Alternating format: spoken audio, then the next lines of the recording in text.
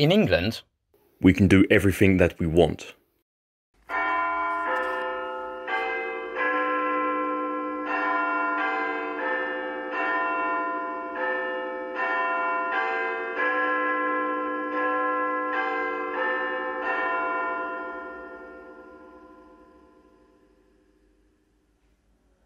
Believe all the conspiracy theories.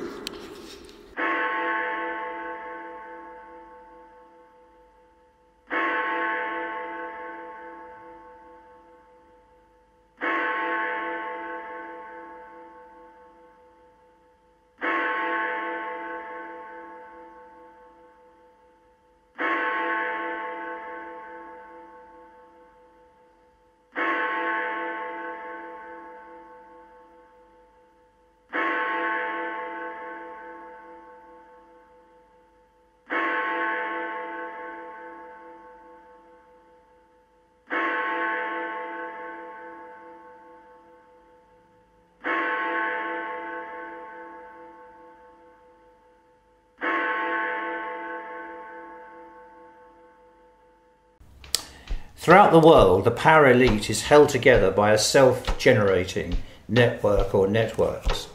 In today's economy, networks have become the most valuable asset, the wealth creators. They spread like a virus, endlessly self-replicating. When I was a partner in the city at Brunswick PR, I had a ringside seat. I advised the brightest and the best: British Airways, British Telecom, the BBC. Leading players in the FTSE 100, Barclays, Cable and Wireless, ITV, Marks and Spencer's. You learn that who you know. It is fashionable to hate China at the moment. I love China. As an artist, I painted a series called Chinese Love. When I worked for Brunswick, I advised the Chung Kong Graduate School of Business, the CKGSB, the most influential business school in China. It was founded by its benefactor, Li Kai-shek, the 6th richest man in the world. I learnt these things about the Chinese. They are very good listeners. They play their cards very close to their chest. Their instinct is to stand back. They are very slow to trust. They are old souls in young men's bodies. They're very adaptable. Ironically, they are Darwinists housed inside a communist state. You learn that who you know is at least as important as what you know. Familiarity leads to access, access leads to trust, trust leads to experience, credibility, influence, even power, money. And so it goes around, and on and on and on.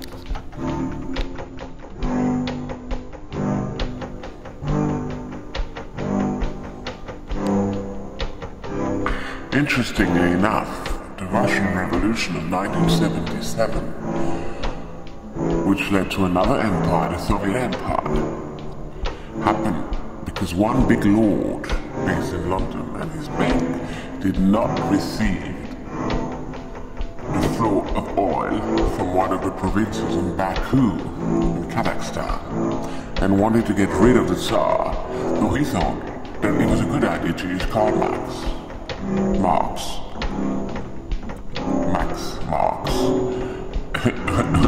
as a basis for a revolution. I sort of knew this somehow, but I've read it in a brilliant book written by Peter Frank Copen, The Silk Road. It was published by Penguin, and Penguin is Penguin. I actually reviewed it on Twitter, and the author was well pleased.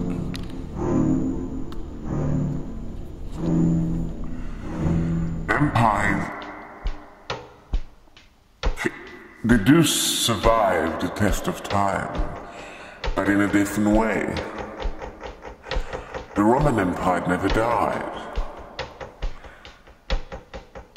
It first started when they had the Pax Romana, and it all became Christian, run by Rome. So Vatican is still one of the biggest and the richest country in the world. So an empire is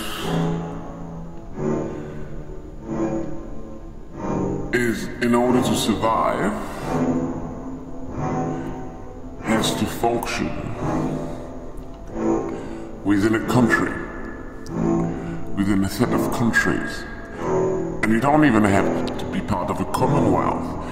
You can, just by having embassies around the world, you can still run an empire. And so, empires are destined to fall. George Orwell famously wrote the foundation for all conspiracies, especially about this New World Order, and that was in 1984, but not the year 1984. It's the title of the novel, as you know. But no one knew at the time in his book, and I found it very puzzling. No one exactly. It is not telling. It's not revealing who actually is, who's running that whole Eurasia empire. And according to all the conspiracy and the Daily Mail, are we run by an evil sect?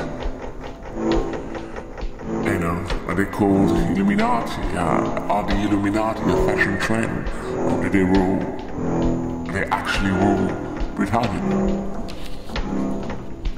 I got a scholarship to Oxford where I did politics and economics, and then worked for over 20 years for the Electricians Union. I was a Labour councillor in South London, and then have been a Member of Parliament in the West Midlands for 27 years. And in government I was Defence Minister, Transport, Northern Ireland, and then Deputy Chief Whip in opposition. I'm being incredibly busy. We have had a huge upsurge in casework from constituents. I've got one of the most multicultural constituencies in the country. I think the Guardian newspaper estimated there's about 134 languages spoken in my constituency, a number of people stranded abroad, and quite frankly our Foreign Office was way behind the curve compared with other countries in helping people to get back to the UK. Of course, a lot of people facing problems with the benefit system and furlough, and indeed now increasingly unemployment. So all of these have added enormously to the casework. And then, you know, Parliament has still been operating. It's been very unusual and different. But basically it's a 7-day-a-week job, which is not dissimilar sometimes from usual, but in rather different circumstances. Not really. I mean, I've always put in the hours, always done a considerable amount of work, whether it's been as a local councillor or a union or a trade union official, or as a government minister. And of course in the United Kingdom, ministers are also members of Parliament, so you have that double workload. And when I was in Northern Ireland, of course, also travelling backwards and forwards to Belfast to do the job as well. So the work side of it was didn't change very much. The particular nature of the COVID pandemic is unusual. However, as a government minister, I'd been involved in planning for a pandemic, basically around influenza, but an influenza against which there was not any defences. And that's obviously been things like avian flu, and also when influenza are combined with pigs. And what slightly surprised me in the government's response is that many of the lessons and the basic practices and schemes that we had worked out don't seem to have clicked in as efficiently, as effectively as I'd have thought. I'd have thought as soon as it became clear, and I understand the problems with the lack of data coming out of China, but as soon as it became clear, I would have thought that the COBRA, the government's emergency management system, would have clicked into place. And I'm surprised that it didn't seem to. Well, I think really it relates to the way that the government have handled it at every stage. There does seem to have been a lot of dither and delay. And I've said to the chairman of our parliamentary committee that deals with public administration that there needs to be a major and in-depth inquiry as to what seems to have been the hollowing out of the British civil service. It's a matter of considerable concern to me that a body that previously I'd seen working very efficiently and effectively does not seem to have either the doctrine or the capacity in order to undertake this task. And also they don't seem to have involved the key people who really do understand contingency planning, which is the military. There's been some involvement, but it came quite late. And certainly I saw in aviation, getting people back from overseas, that other countries were way ahead, and we have some of the world's best aviation planners in the Royal Air Force, and they don't seem to have been used properly. I think it's potentially disastrous. I'm anticipating that there will be large-scale redundancies unless we can get the economy back moving again. And that's not just about furlough payments and benefits. That's actually about getting work started again. And I think there is increasing concern at the lack of attention to maintaining jobs, real actual jobs that are producing things. I fully understand the need to maintain capacity and to make sure that people are ready for an upturn in demand, but that demand has to be there.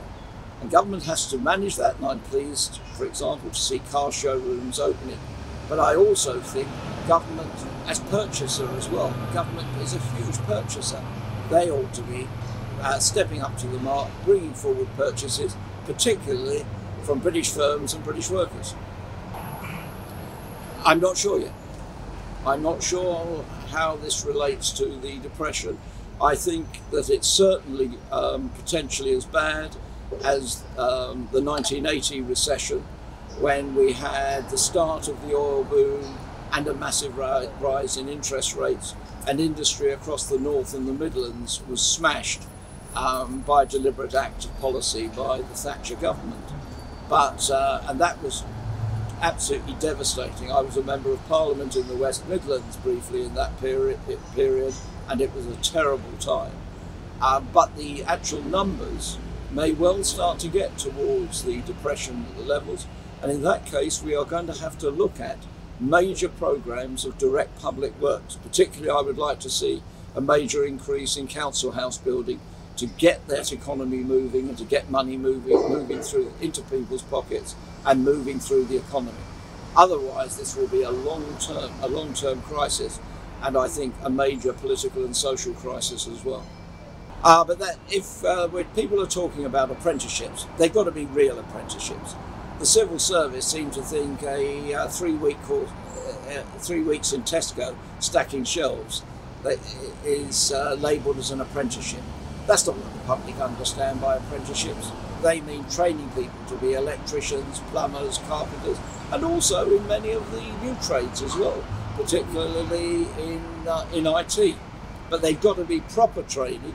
And government, again, as customer, should be insisting that their suppliers provide those proper traineeship schemes, and they're doing nothing like that. The problem is the British civil service, all the way through, has only really understood, been interested in, or concerned about tertiary education, about universities. They have no regard for training, they do not understand it, and they will not work with people who do. This is going to require a major shake-up in the way that this country is run. It's not just about money, it's about culture, it's about deep policy.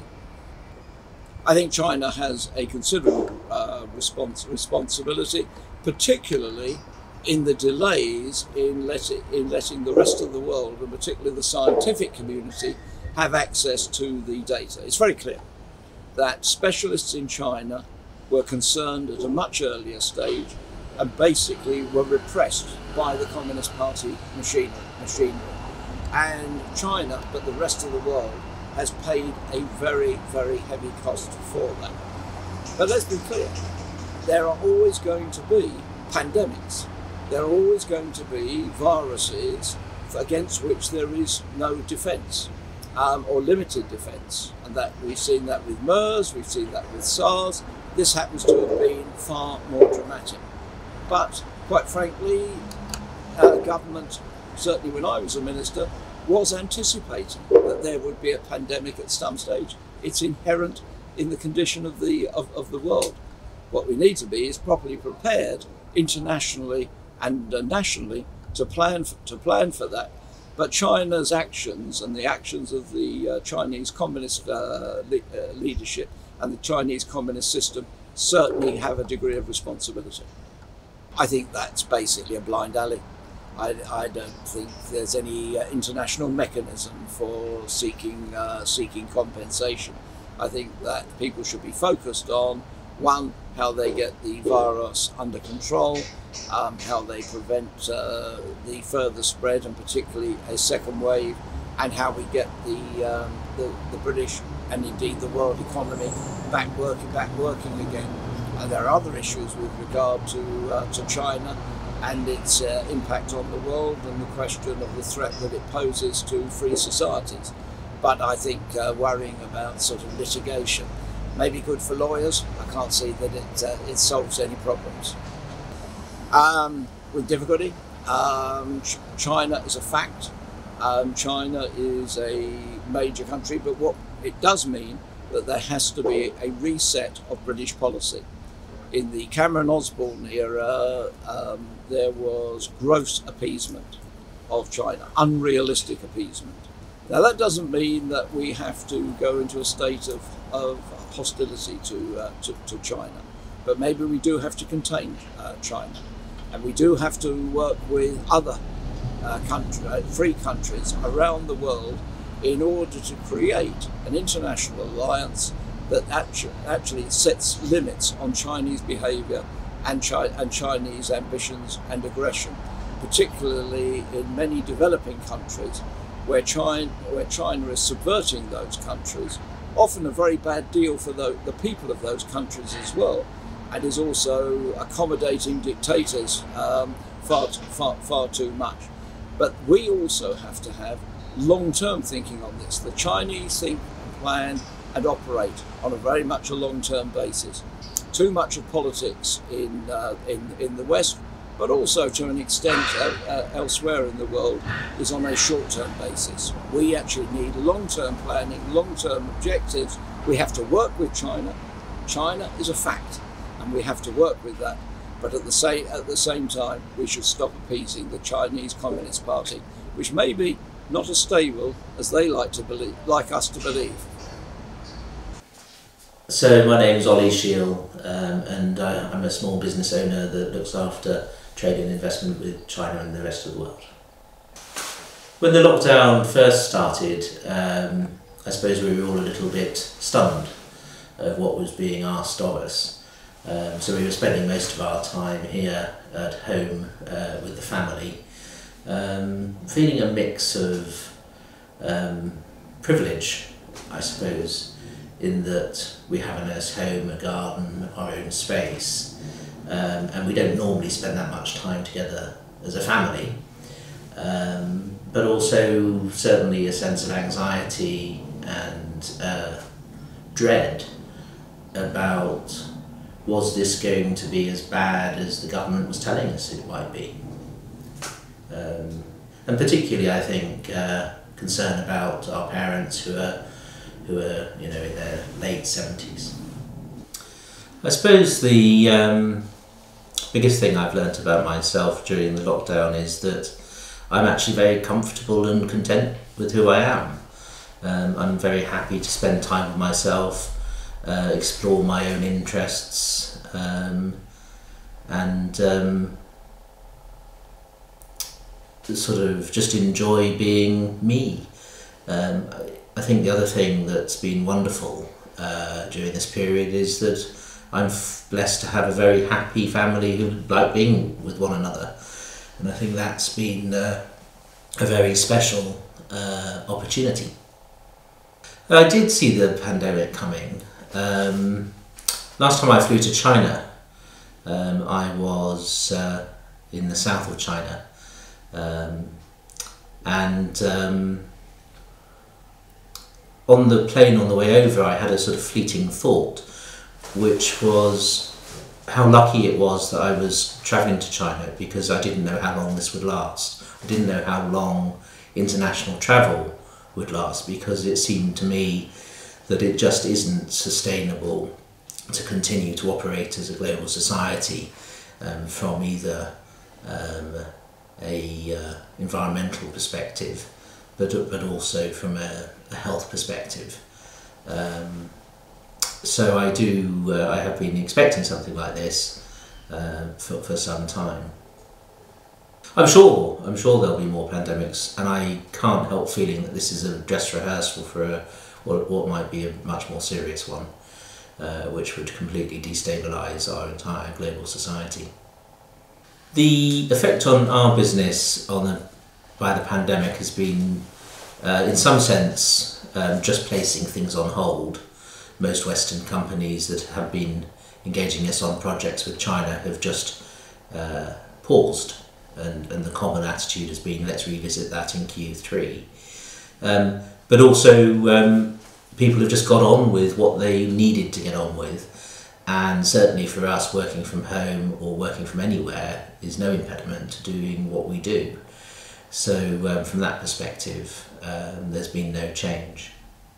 I think the UK government has handled the pandemic as well as they reasonably could be expected given our democratic tradition.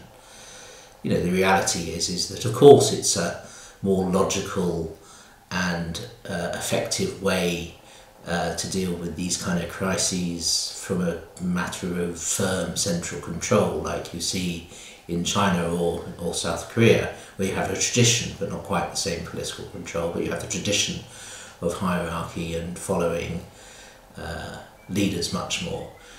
Dealing with Western democracies, particularly British people, I think, it's always a challenge to get people to toe the line. That's one of our strengths, and in this case it's been one of our weaknesses. Regretfully, I think we have no alternative but to ease the lockdown.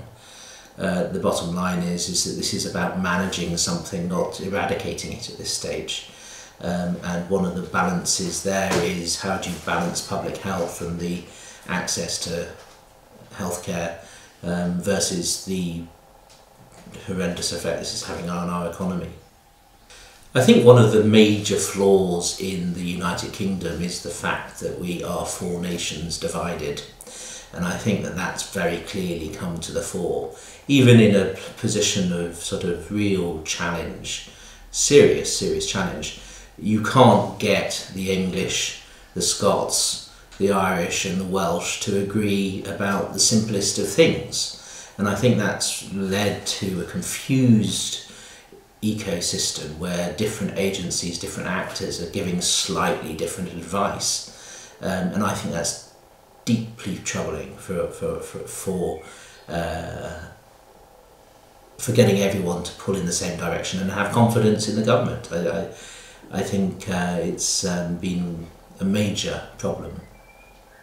I'm sure that the pandemic is going to massively impact all economies for a long period, particularly those like ours, which are less suited to rapid adaptation. You see China very much embrace change and look for the opportunity and drive the opportunity. And you see the Western world largely trying to figure out how can they get back to where they were rather than envisage a new future and embrace the reality.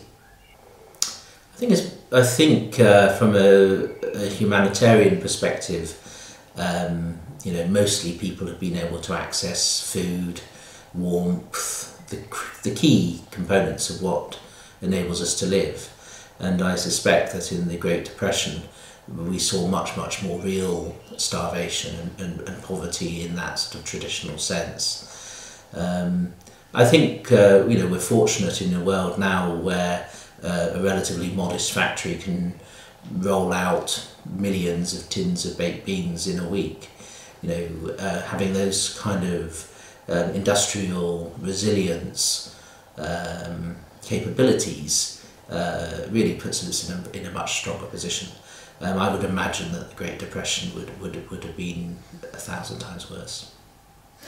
I'm not sure that issuing war bonds would be the right way to go, partly because of the sort of emotional impact that might have.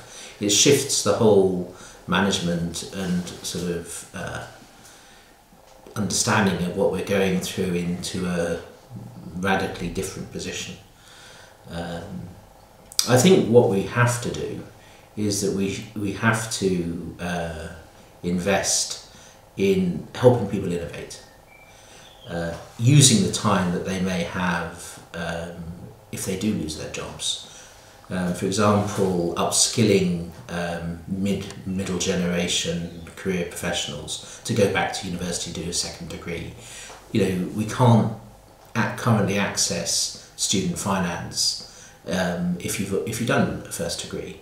We should be thinking much more creatively about how can we use this time that people have got to prepare themselves better for the future.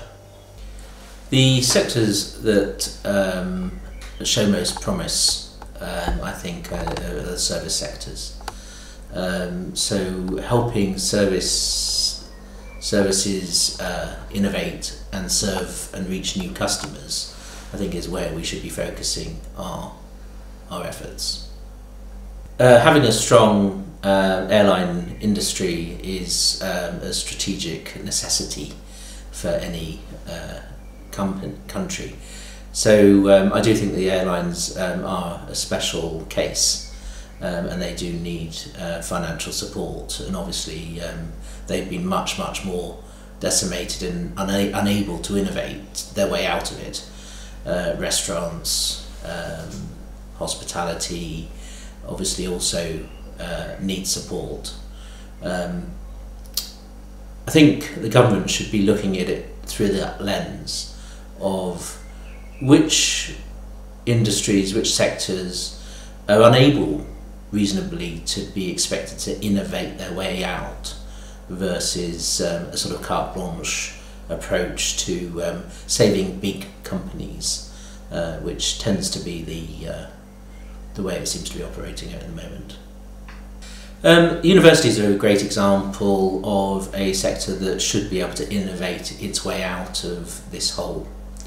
In many ways, I think there's been a cultural resistance, for example, among universities to really embrace online learning in a serious way. And I think all that the COVID-19 crisis does for them is it accelerates that change, which was natural anyway.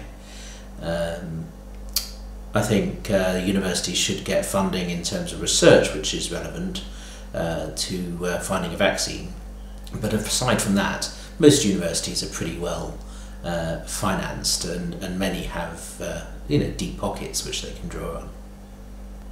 I think the best way to help young people through this is making sure that they have modest but reasonable financial assistance to help them through any challenges they may have in terms of accessing food and those kind of things.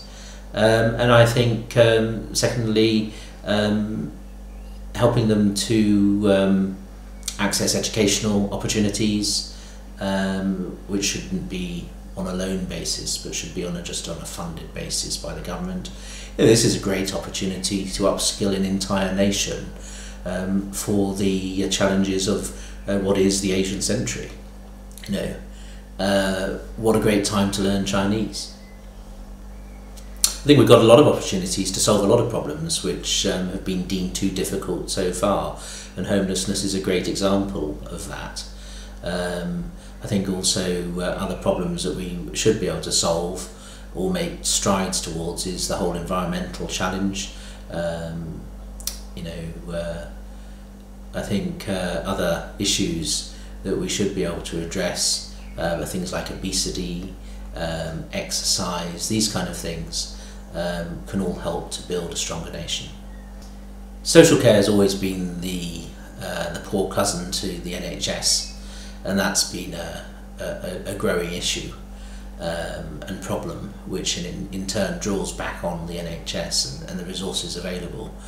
I think there's been a gradual new appreciation for social care services, particularly amongst the elderly and those with special needs.